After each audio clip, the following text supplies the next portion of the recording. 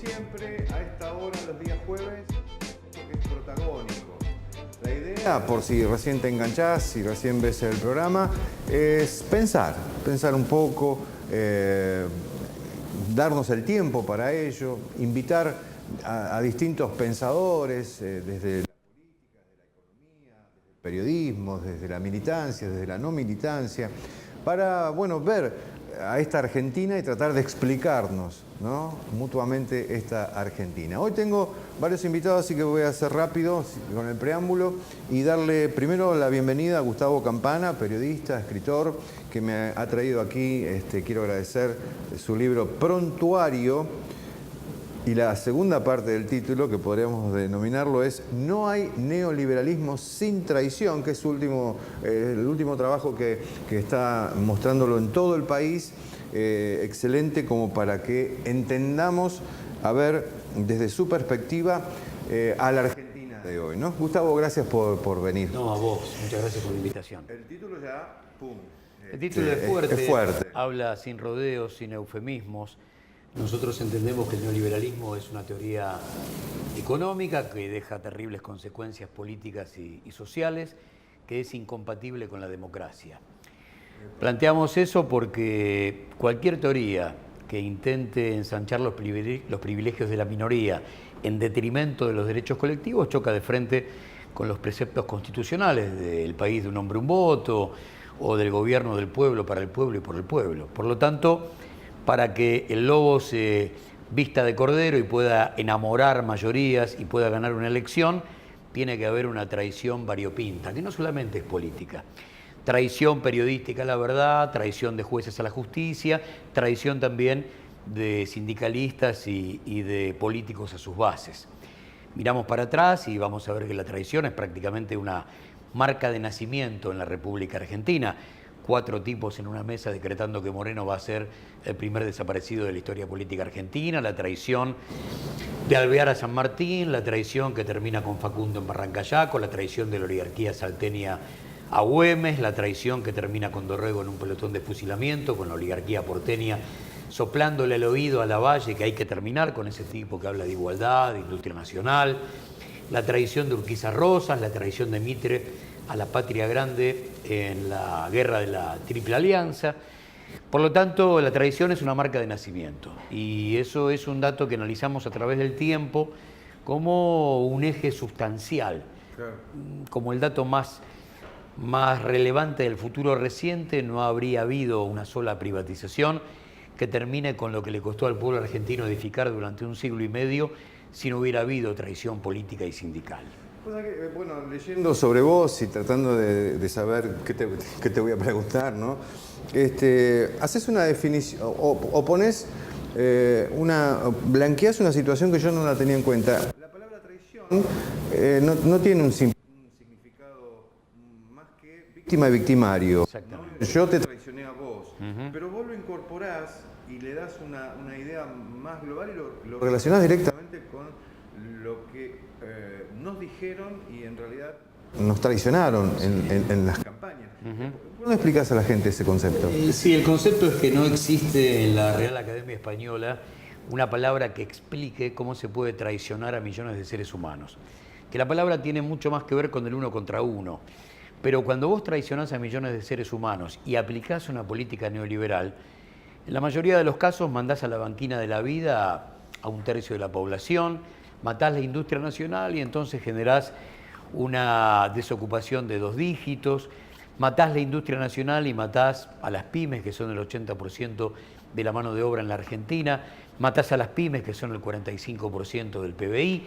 Por lo tanto, el dolor que causás es demasiado grande. Y la palabra traición a mí me pareció que se quedaba corta, que no existe una palabra que pueda medir como si fuera al mayoreo, como si fuera una palabra que pueda regir el sentimiento de millones de personas en esa noche tan oscura que es el neoliberalismo, y había que andar buscando otra. La que tenemos es traición. Ahora, pero explícame la postura del otro. Es decir, Yo te puedo decir lo que quieras. Yo te Muy digo, bien. sos rubio, ojos Sí. verdes, sos hermoso, te quiero y vamos a ser ricos y Sí, vamos sí, a sí. ser millonarios.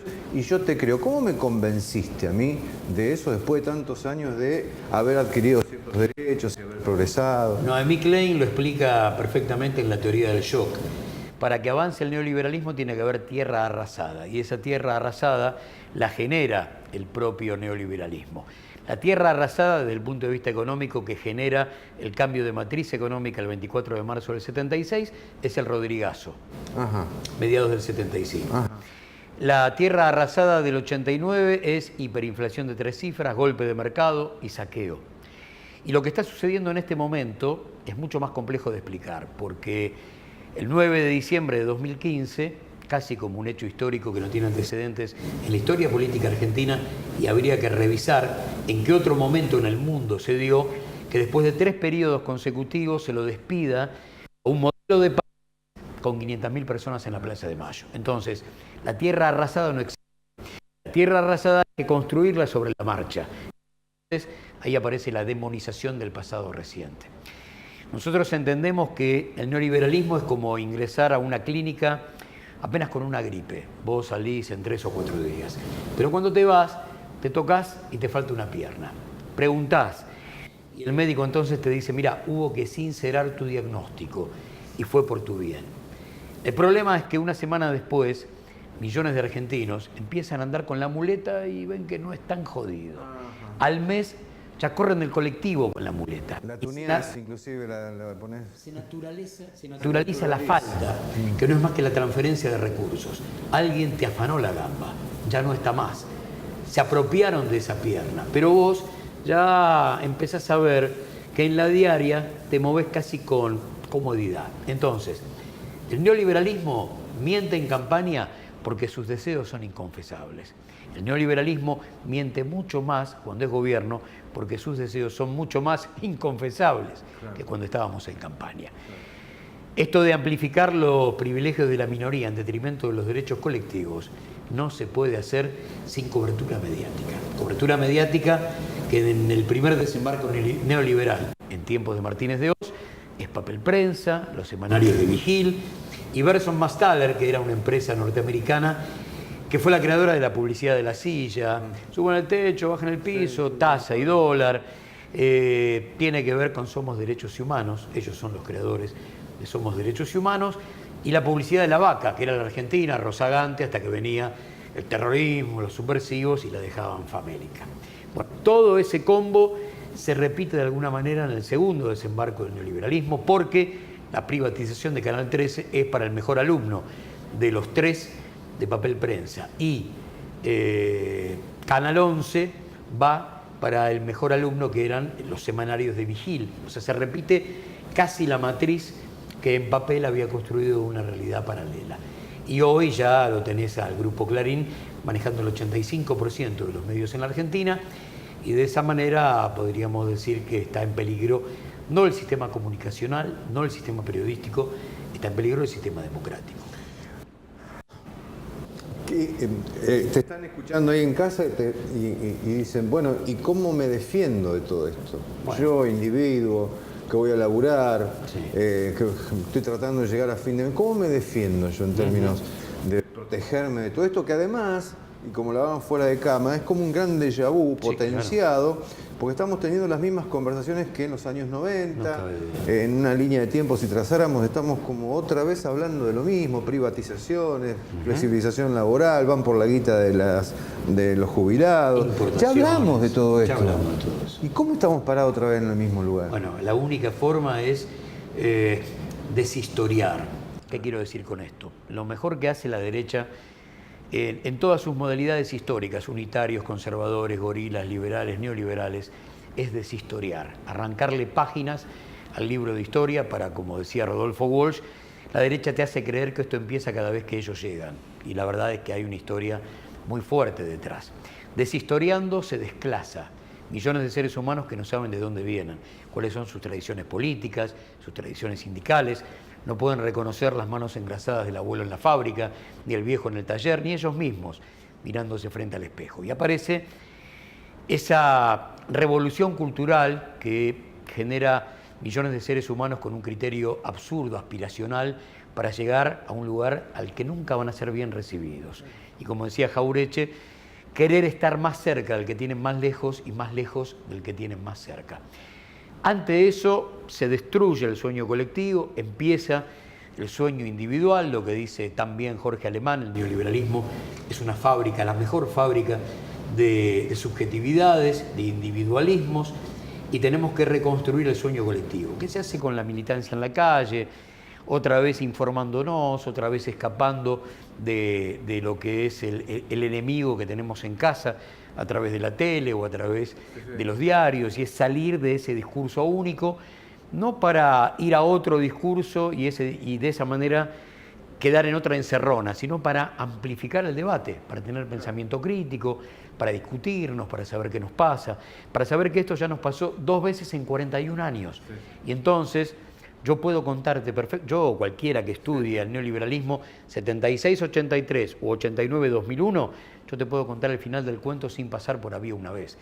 Pero no jugando a las adivinanzas, sino haciendo una correcta lectura del pasado. Porque ya sabemos qué pasa si matan la industria nacional, qué pasa con el endeudamiento alocado, qué pasa con la muerte de las paritarias, etcétera, etcétera, etcétera. Yo, bueno, asombrado de que sigamos hablando de estos temas otra vez. Y ahora se vienen las elecciones. Sí. Después de 2 años de gestión, cada uno ya tiene su propio termómetro, me imagino, en el bolsillo. Sin embargo, no hay una encuesta que diga que Cambiemos va a perder. Estamos en problemas, me parece. Hay una demonización del pasado que genera un voto odio muy complejo, que tiene raíces muy frescas. Viva el cáncer, Cristo vence, tienen 60 años entre nosotros nada más. Por lo tanto, las cosas están todavía muy frescas. A mí me gusta contar mucho una pequeña historia que es la de Marta Ezcurra. Marta Ezcurra era la presidenta de la Acción Católica, destinada por la Revolución Libertadora a desperonizar el sistema de salud que había creado Ramón Carrillo.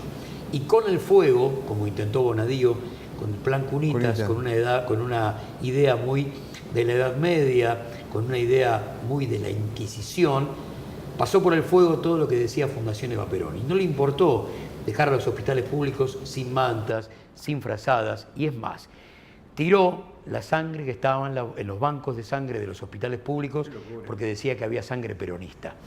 Esa historia tiene 60 años nada más. Ese odio está demasiado fresco. Y como decía el Colorado Ramos, cuando alguna vez le preguntaron dónde había nacido el antiperonismo, el hombre dijo en las peluquerías de Barrio Norte. ¿Cómo? Y bueno, sí, cuando las amas de casa, cuando las dueñas de casa se dieron cuenta que en sus peluquerías se cortaban el pelo también sus empleadas domésticas, ahí nace el antiperonismo. Por lo tanto, todavía hay mucho por hacer frente a un odio que está muy fresco. Y cuando se demoniza el pasado, sobre todo el pasado reciente, cuesta mucho porque a través de del 85% de las usinas mediáticas se repite un discurso único y entonces no hay forma de valorar ni siquiera la experiencia que llevas marcada en la piel, que es tu propio bolsillo. Sí, sí. Como dijo un amigo, si todo el día te dicen que las vacas son verdes, dentro de 6 meses decir, sí, son verdes las vacas. Sí, sí. Muchísimas gracias, Gustavo Campana. No, les recomiendo Prontuario, no hay neoliberalismo sin traición. Para que lo leas y lo entiendas tan bien como lo acaba de sintetizar Gustavo Campana, que ha tenido la diferencia de venir hasta este programa protagónico. Muchas gracias. A ustedes, buenas noches. Buenas noches. Nos vamos a la pausa. Ya va a estar con nosotros Alejandro Roba, economistas. Y atención, después de Alejandro vamos a hablar del ARA 25 de mayo. Todo un símbolo. Toda una historia de hombres, de fuerzas, de valores y cómo ha quedado la situación después de un encuentro nacional que hicieron justamente en Córdoba en las últimas horas. Ya volvemos.